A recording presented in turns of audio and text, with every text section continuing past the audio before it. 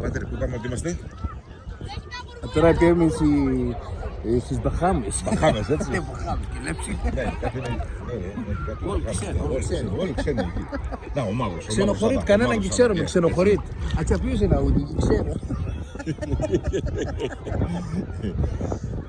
Αν του θυμίζουμε εκείνο το παιδί που ο καημένον ανεργία, φουλ, τώρα αυτά η παράδοση και σου λέει τότε αυτά θα πουλήσω το κορμί μου αναγκαστικά.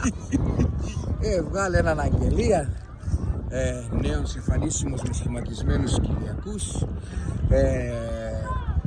προσφέρει το κορμί του σε κρεβατοκάμαρα για 100 ευρώ, στο καναπέλ για 50 ευρώ και στο πάτωμα για 25 ευρώ. Είναι ασγραία που δεν βάζει την αγγελία. Λέει καλό πράγμα να το και τα οικονομικά πως είναι τερί. Ενίκιο να τόσον, φαΐ να τόσον, ρεύμα να τόσον, περισσεύει 100 ευρώ. Λέει Χριστάρο.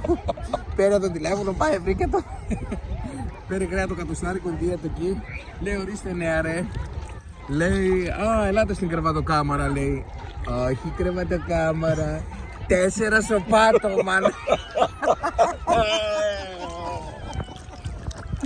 Ωραία,